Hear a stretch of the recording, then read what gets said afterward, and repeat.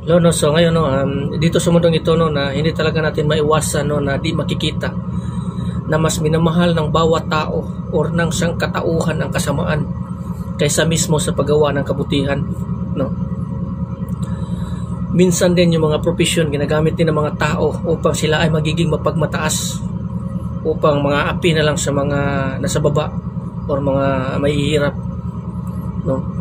Ito yung mga tao na kumbaga inaalipin na sila ng sarili nila ng mga isipan, lalo na pag makamit nila itong mga bagay na ito, lalo sila magiging parang asong buwang na tulo ng laway dahil nga sa pagkaalipin nila sa mga bagay na ito, sa mga bagay-bagay sa mundong ito, na sila ay nagiging mapagmataas dahil sa kung ano man yung mga bagay na kanilang mga natatamo or nakakamit dito sa mundong ito na temporary lamang, no. Gusto kong malaman nyo na isang kahangalan talaga ang isang tao na magiging alipin sa lahat ng bagay dito sa mundong ito. Alipin sa kayamanan, kasikatan, kaningningan, o ano yung mga bagay na nakakamit niya na siyang dahilan kung bakit nag-iiba yung pagtakbo ng kanyang isip at puso, upang siya ay mananatili na sa kadiliman upang maghahari na yung kasamaan sa kanyang puso at isip. Hindi na siya makakilala kung ano yung tama at mali. Kasi dito sa Biblia kasi sinasabi dito na ang ganitong klaseng mga tao is nangangailangan pa talaga ng gatas.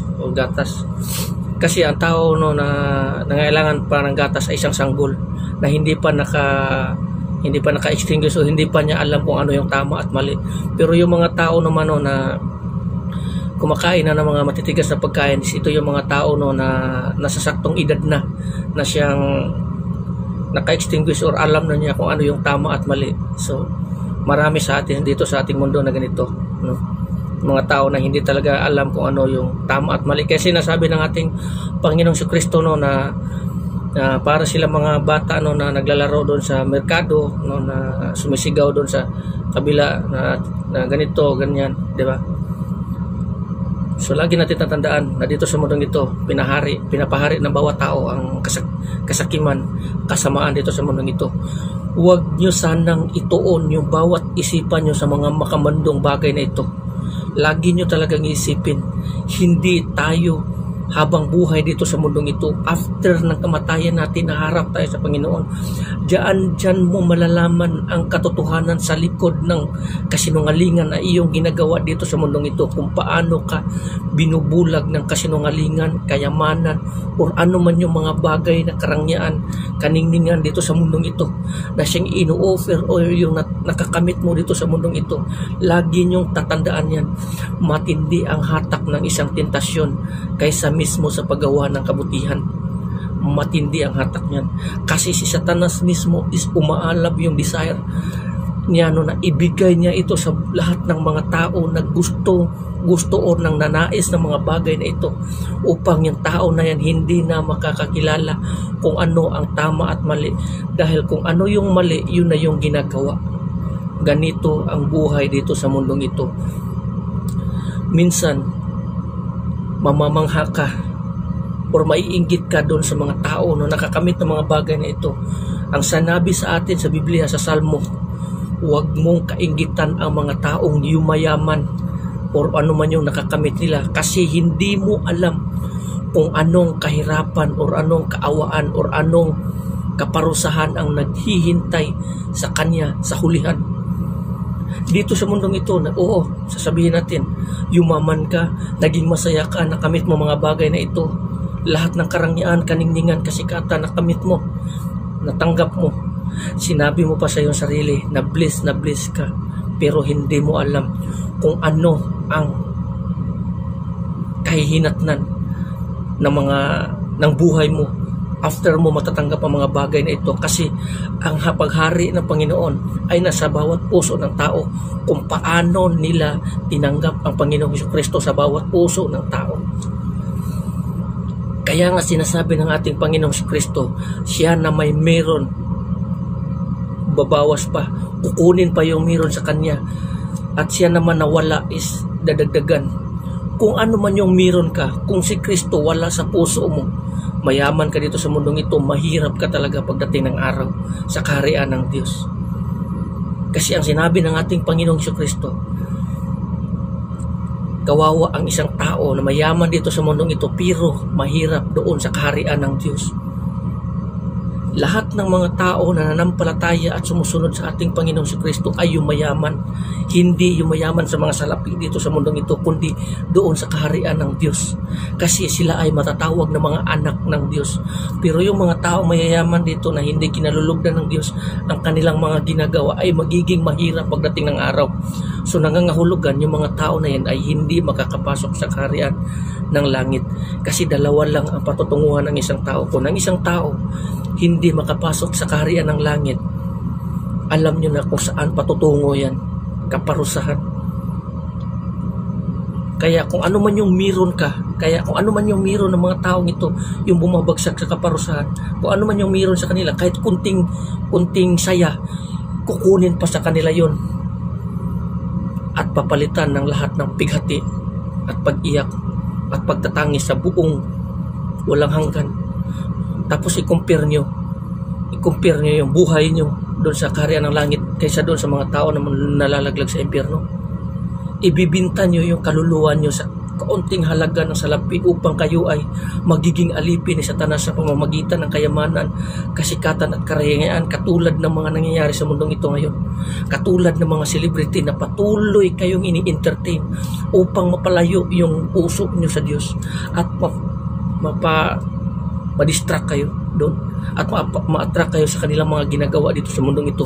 Mapalayo kayo sa Panginoon upang kayo ay magiging candidate sa impyerno.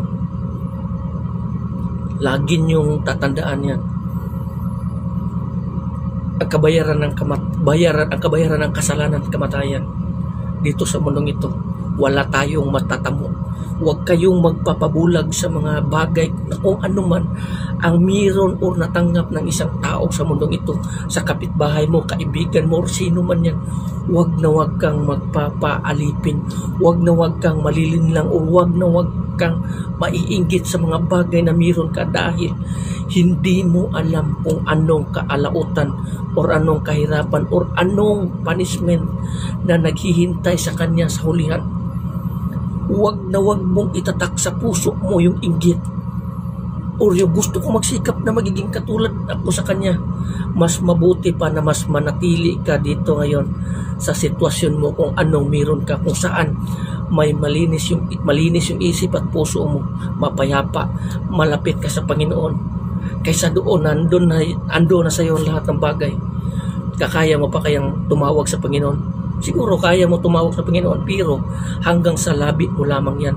Sa puso, malayo ang Diyos. Kaya sinasabi ng ating Panginoon, pinupuri nila ako sa kanilang mga labi lamang, pero yung puso nila malayo sa akin. Ganyan ang mangyayari sa mga taong natanggap nila yung mga lahat ng bagay, karangyaan dito sa mundong ito, pero malayo ang puso nila. Kaya kung ikaw ay nasa sitwasyon na ito ngayon na hindi ka naman pinapabayaan ng Panginoon, is kaya mo namang humihingi ng tulong sa Diyos ng bukas sa iyong puso, na kaya mo namang mabuhay, na binubuhay ka man ng Panginoon, mas maigi pa sa iyo na manatili ka dyan sa sitwasyon mo ngayon. Kasi mas maganda sa sitwasyon mo ngayon na malapit ka sa Panginoon. Kasi ang sabi ng ating Panginoon, the Lord is near to the broken-hearted, at sa lahat ng mga taong nawawala ng pag-asa. Ang Diyos malapit sa kanila. Malapit ang Diyos sa kanila, pero malayo ang Diyos sa mga tao, no, na nandun sa kanila yung mga kayamanan. Kasi hindi nila kaya nalalapit ka sa Panginoon. Nandiyon lang natin yung mga kailangan mo. Ano pa man kailangan mo sa Panginoon? Sasabihin nila, wala naman akong pangkailangan sa Panginoon. Nandito naman lahat sa akin yung mga kailangan ko. Ano pa yung ano ko sa Kanya? Tatawag ka na lang, pupuri ka na lang, hindi sa puso mo. Hindi galing sa puso mo, hindi sa labi mo lamang. So yan ang pagkakaiba ng mga taong namumuhay sa karangyaan kaysa sa mga taong namumuhay na medyo may Panginoon sa puso nila, na medyo may kahirapan sa pamumuhay nila dito sa mundong ito. Kasi nga lagi nyo tatandaan, kahit yung mga apostoles noong unang panahon, gipit din sila sa mga pangangailangang material dito sa mundong ito. Meron din sa kanila na nagugutom, pero hindi kailanman pinabayaan ng ating Panginoon. Lagi nyong tatandaan yung buhay nila sa roho at saka sa mayaman. kung anong nangyayari.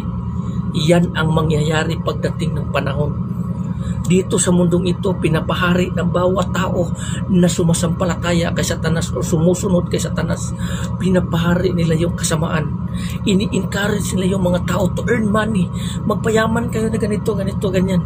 Pero hindi nila alam na ang resulta sa lahat ng ito, kaparusahan at kamatayan at kalaglagan sa impyerno.